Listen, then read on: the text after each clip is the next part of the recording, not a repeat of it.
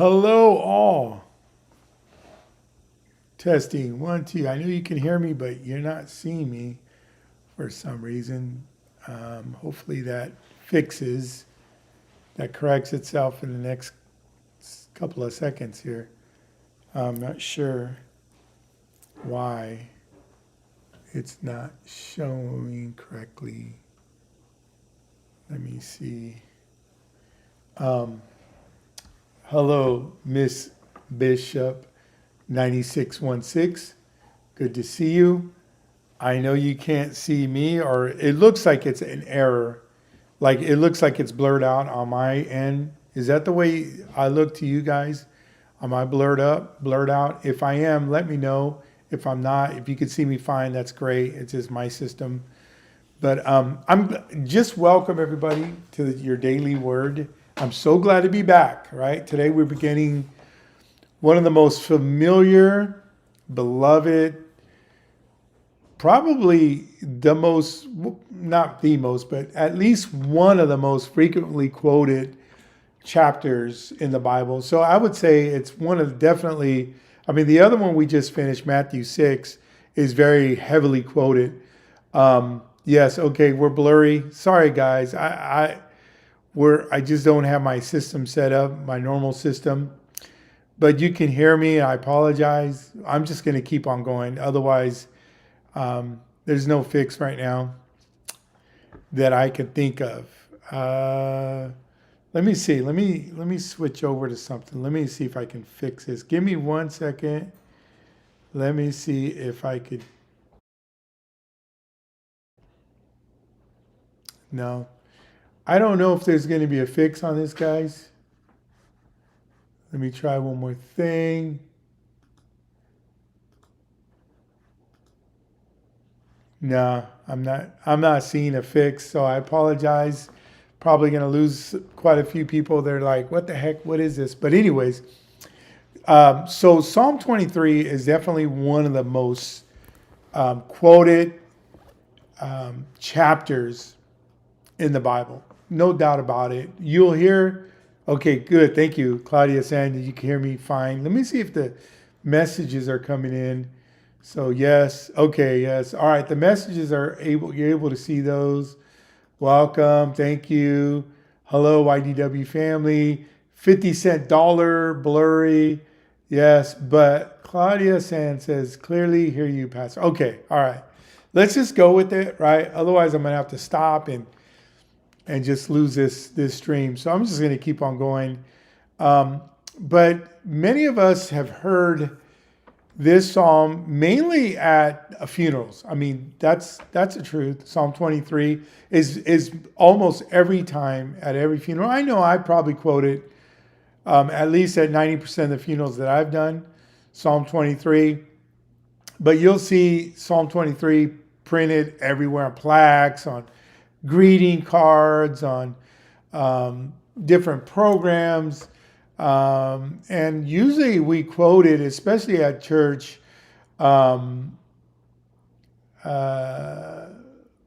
Okay. Not able to see messages. You are like frozen and blurry. Might as well restart stream. Someone saying might as well restart it. I'm just going to keep on going as long as you can hear me.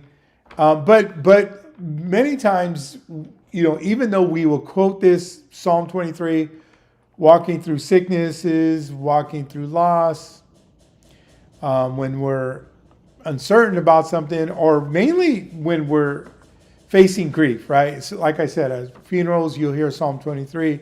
But Psalm 23, that chapter, the 23rd chapter of Psalm, is not merely a psalm for the end of life, because that's what a lot of people think.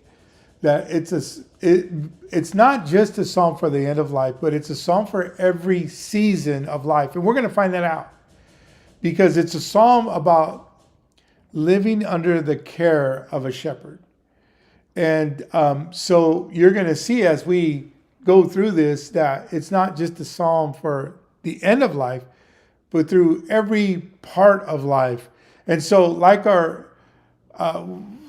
previous series that we've done, the last one being Matthew 6, over this course, over this series, we are going to slow down. We're going to examine this passage line by line, or this chapter, I should say, phrase by phrase, precept upon precept. You've heard of that. And as I said a million times in the previous series, we're not going to rush through this. And you know what? This is only 6 verses. Psalm 23 only has 6 verses. And we're not going to rush it. We're not going to just take our time for the sake of taking our time. We are going to go through, like I said, line by line, simply because it's so powerful. And we're not going to rush it because it's familiar to many of you.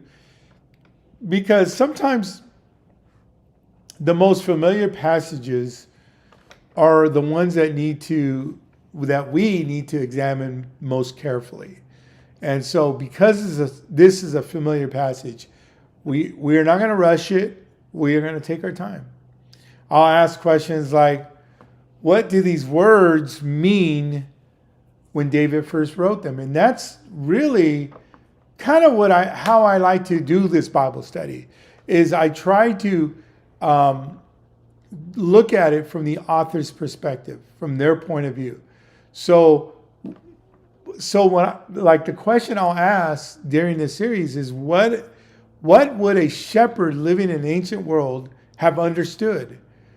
What were they trying to say? What is it that culture? What is it that nation, right? How would they hear this message? And we're going to talk a lot about David because he's the one that wrote it. So what did David know about sheep? What did he know about the wilderness? What did he know about valleys, about enemies, about oil, about the shepherd's rod, about the shepherd's staff? What did David know about that? Why was he so familiar with it? I think a lot of you know the answer, the basic answer of that. You know what? Let me go ahead and try to reset this because it looks like we're losing most of our crowd. Oh, there we go. I got it. It looks a little messed up, but oh well. That's life. Yeah. And I can't get it zoomed out, I don't think. I had it set perfect, but that's just the nature of doing live stream. Because we are live, as you can see. And so, man, I wish I would have did that earlier. I don't know what I did. I'll have my studio set up, hopefully in the next, you guys can see me well now, right? But I'll have my studio set up, hopefully, I don't know, in the next couple of weeks, maybe sooner.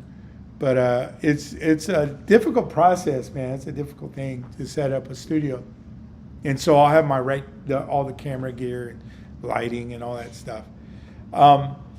But one of the other questions I'm going to ask is, what does Psalm 23, what does it reveal about the character of God? Because we see the character of God through this psalm, through this chapter, so incredibly powerful and clear. And so what we're going to be talking about is, what does it reveal about the character of God? What does this psalm reveal about the character of God? Because we want to hear that. We want to hear this psalm through the ears of the people who first heard it, right? So the audience that this psalm was intended to, we want to hear through their ears the best we can. We want to see its pictures through the eyes of David, right? A shepherd, David, who was a shepherd who had actually walked through the fields and wilderness of ancient Israel.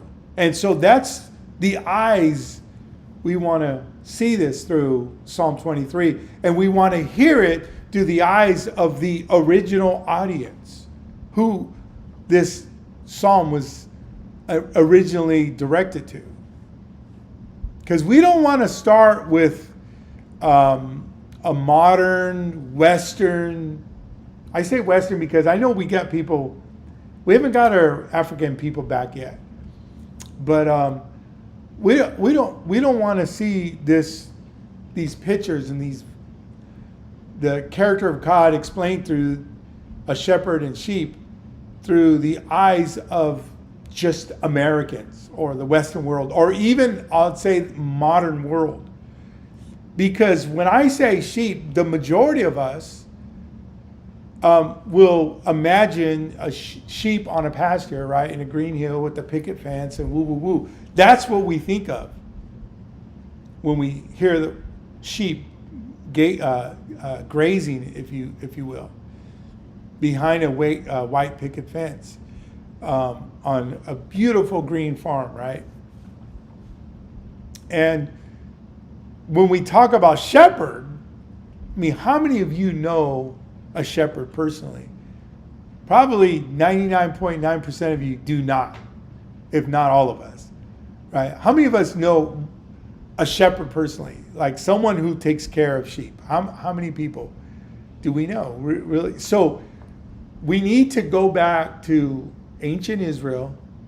We need to go look through this through the lens and eyes of David, and not look at it through our modern world and our modern understanding of what a shepherd is and a sheep, right? Because when David wrote this, he lived in ancient Israel. He lived in that time. He lived in a rugged. He lived in a dangerous land. We don't identify with that. I mean, our dangerous land is different, right? The dangers we may face in our land are different than what David would face, right? David would face bear, lions, as he mentions in the Bible, in Psalm, or even in 1 Samuel. His dangers that he faced are different. You know, we can go down the street and be robbed, right? Or have a terrorist attack or whatever. And those are the dangers we live by. But they're different, right? When David talks about the dangers in Psalm that we read in Psalm 23, they're going to be different than our dangers. And so we need to see it through their lens. Because the land surrounding Bethlehem in the Judean wilderness, if you will, it was dry, it was rocky, it was difficult. So even just the land itself is something that we need to look at and understand that it's different than what we experience today, most of us, right? Rainfall was seasonal as it is in most places, but they didn't have ways to collect water like we do, right? And green pastures back then wasn't always a large, lush field waiting for a sheep or a lamb or a goat, whatever. At certain times, vegetation back then might appear in small patches among the rocks, and a shepherd had to know where to go find it. So again, this is the perspective we're going to be looking at. We're going to be looking at that water was precious then. Water was extremely precious. And some streams back then and back at that place, some streams just flowed only during rainy seasons. Certain ravines could suddenly flood, right? Different dangers than we face today. Other watering places that might be stagnant, right, or water that's pooled could become dangerous. It could become polluted. It could become inaccessible. And so we gotta have we gotta put that mindset on. We've gotta have that thinking of when we're interpreting Psalm 23, when we're looking at it closely, we gotta look at it through their lens, through their world, through their season that they were going through and the stuff they were going through. That's the way we gotta look at it. Let me see if I can back out of this a little bit, because I'm a little bit So a good shepherd, right? A good shepherd had to know the land. A good shepherd had to know where to take his sheep. A good shepherd was one that would bring us, not only know the land, but bring in protection. And then bring the sheep to a place where they can feed, where they can get water. Where safe, not only just water, but safe water. See, all these things that I'm talking about, I'm mentioning right now, these are important to know. When we go through Psalm 23, you're going to understand all this that I'm saying. You're going to understand why I'm saying dangerous polluted waters or inaccessible waters or safety or where you can find food or so on and so forth. Or being able to recognize dangerous paths, right? David had to watch the weather. He had to understand and know the weather. He didn't have Channel 3 to tell him, hey, it's going to be stormy tomorrow, right? El Nino is going to hit. How many of you have been hearing about El Nino this, El Nino that? The waters are warming and be ready, be ready, be ready. He didn't have those radars. He didn't have that system to be able to understand and watch the weather. But he had to not only protect his sheep from the weather, right? But he had to protect his sheep from predators and from thieves and from injury and from disease. Oh yeah, just let this soak in. Marinate on what I'm saying, because this is all going to mean something. Protect them from disease. Oh, when he pours the oil over the head of the sheep, and just wait till you hear that part. Because the sheep, I don't know why sheep, why God made them such, I hate to say it, but dumb animals. I mean, dumb compared to like dogs or even dolphins, right? I know dolphin is a certain mammal, but anyways, you know, I mean, like dogs, for example. I used to never think that I never used to think dogs were super smart till we had one that was super smart, and I used to like whatever. You know, my wife would talk to it normal, like a normal person, and I would be like, "You're wasting your time. What are you doing?" You know, I talk to him in codes and whistles and things of that nature. And my wife would talk to this dog normal. And I'll be like, that dog doesn't understand anything you're saying. And lo and behold, you know, as time went on, I'm like, wow, that dog did understand that. That dog is no longer with us, but why does God compare us to sheep often in Scripture, right? To some of the most, I would say it this way, okay, the most challenged, intellectually challenged animals, right? Why? I don't know, but I know that we're often called, you know, the sheep, right? And so the sheep, they didn't, you know, David knew that you don't just release a sheep and expect it to take care of itself. It just didn't happen that way. They needed someone to lead them. And that is the world behind the Lord is my shepherd, right? We're going to break this down, but just to kind of start getting into it. The Lord is my shepherd. When David was writing that about shepherding from a distance, right, or using that as an example, the Lord is my shepherd, because he can write that because before David ever wore a crown, he carried a shepherd's staff. He was a shepherd before he ever led a nation. And as you know, David led a nation. Now, let me again quickly interject. You might be asking, why am I talking about David? We're talking about Psalm.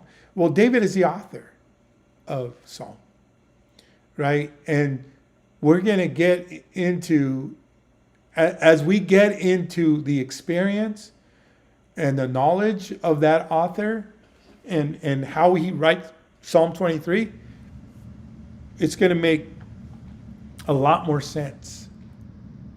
That's why I'm talking about David. Because before he ever faced armies, before David ever faced the Philistine, right? He faced lions, he faced bears. You could read that in various books of the Old Testament.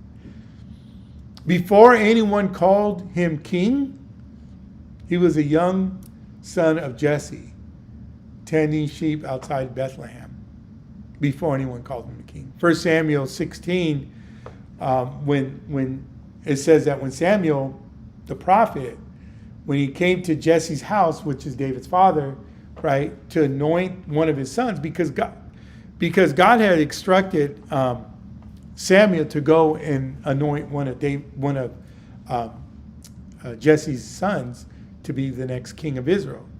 Saul was the king at that moment. And he says, hey, I want you to go to this man's house and I want you to anoint him king. And so he knew that he needed to go to the house to anoint one of Jesse's sons as king, but he didn't know which son, right? He didn't say, hey, I want you to go anoint David. No, he said, I want you to go to the house. You're going to anoint the next king of Israel. And so David wasn't even brought into the room for Saul to come, for Samuel to come in and anoint him. David they didn't even bother to bring in David. Why? Because he was out tending the sheep. He was a shepherd. And that he was thought of lowly, not only by his brothers, but by his father. His father did not, can you imagine? Your dad was like, nah, we're good. Don't call Saul. Don't call David. Just leave him. Leave him in the field. Because he was out keeping the sheep anyways. He's busy, whatever. He's not going to be anointed. I got these other great sons. Look at how powerful and amazing, and look at their resumes. And so they didn't bother to bring David. He was overlooked, not only by people in general, but by his family. But in spite of that fact, he was seen by God. Now, I'm going a little bit off right now, but he was seen by God. He wasn't forgotten by God. And if I can, again, I'm not getting into the heavy teaching yet, but just if you've been overlooked, if you've been picked last, right? If you're the one is considered the black sheep of your family, going back to that word sheep, God hasn't overlooked you. Maybe people have. Maybe your family has, but God hasn't overlooked you. God is pinpointing you to do something exactly what he wants you to do for him. And you're seen by God. You're seen by God. That's a different Bible study, but powerful truth right there. So David, he learned faithfulness. He learned stewardshipness. He learned tenacity. He learned how to press through, even though he was in isolated places, even though he wasn't around a lot of people, even though he wasn't leading people even. Or even people weren't paying attention to him. Didn't think enough of him to bring him to see the anointing ceremony at his dad's house. Nah, just leave him out there. But even when few people were watching, even him being in isolation, he learned patience, he learned courage, he learned responsibility, he learned dependence upon God while caring for his sheep. Think about that. David learned how to depend on God while taking care of sheep. Not taking care of people, not taking care of responsibilities in the sense that, paying his bills or making sure the lights are on, you know what I'm saying. But by taking care of sheep, he learned dependence on God. You know what I'm saying? And maybe someone called you to a powerful ministry, to a powerful moment, to a powerful leading of people. But all you're doing is around nobody. You're in isolation. You're like, God, I thought you called me to do X, Y, and Z. Why am I doing A? Why am I not even in that arena? Why am I not even close to what I feel you've called me to do? I'm gonna tell you something right now. Don't let the delays be your denials. God has called you to do something powerful. So God definitely called David to do something powerful. And so he's out there getting looked over, getting the cold shoulder treatment. But yet God had plans for him. God had an incredible plan for him. So later when he stood before King Saul and offered to fight Goliath, which is crazy, right? Crazy. And we're not going to get in that story maybe, I don't know. But in this Psalm 23, but it is just important background. That's what I'm doing, just giving you background of David. But when he faced Goliath, or when he offered, let me just say that, when he said, hey, I'll go and fight him, right? When he said that to King Saul, who was the king at the time, David explained at that moment, like, listen, when a lion or a bear carried away my sheep or attacked my sheep, I went after it. I struck it. I killed him, and I rescued the sheep. That it reminds me. Hey, let me get some comments in there. Are you guys? I know people are watching. I can see you guys. I can't see who's watching. All right, Manessa. Oh man, I'm gonna share some stuff about Manessa hopefully this week. Powerful, awesome stuff, Manessa. He's from East Africa, and man, you blessed me, So he's gonna bless you guys. You'll see. I'll set it up because my studio's not set up yet, and I want to put in stuff that you sent me. So amen. Good to see you, Manessa. But yeah, we just came back yesterday, just hello. And so today's the first of the teaching. So Manessa, good to have you.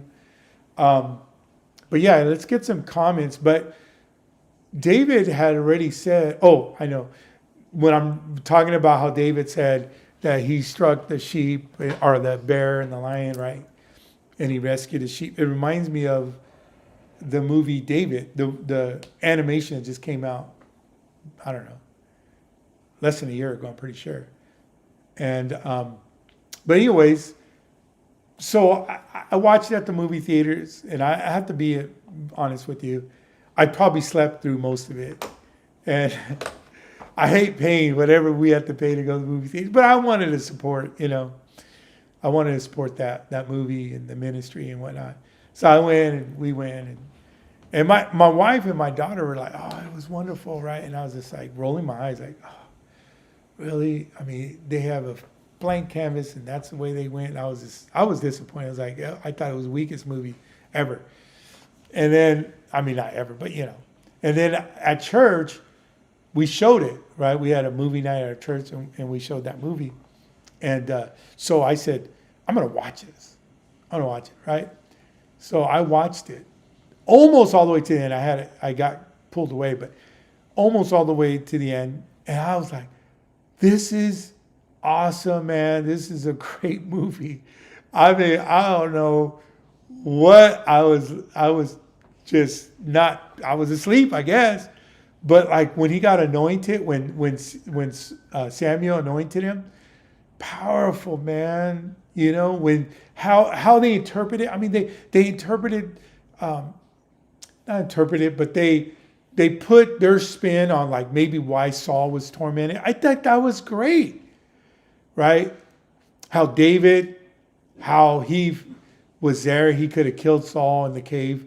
Those things. I mean, because it does, it gives us play by play, but it doesn't give us the exact surroundings, and And I thought they did a great job. I was like, this is good. So if you haven't seen the movie David, sorry, I'm not in my studio yet. But if you haven't seen the movie David, I encourage you to go see it. I'm sorry about the background noise. Linda Bishop says, very thankful for this important teaching. Thank you, Pastor. Thank you, Linda. Thank you, Ms. Bishop, for sending that. But this psalm, we have to go back and understand some of the background of David, right? And because David was not merely present around his flock, right? He was personally invested in his flock. He was personally just had a personal investment, I guess, into his flock. So when danger came, he didn't immediately run away, right? When a bear came, when a lion came, he didn't say, oh no. Mr. Harry Potter, thank you for letting me know I got this. Thank you. Even with the background noise. Yeah, when I get my studio set up, we're not, hopefully won't hear that kind of stuff. But he was invested. He was totally into his flock, totally into what he was doing and the protection of them. So he didn't run away when danger came. And that movie, David, what I was just mentioning, they showed how one of the sheep were injured and how he protected them from a lion. And so they did a good job on that. But he placed himself in between the shepherd or the sheep and the danger, whether it's a lion or bear or whatever.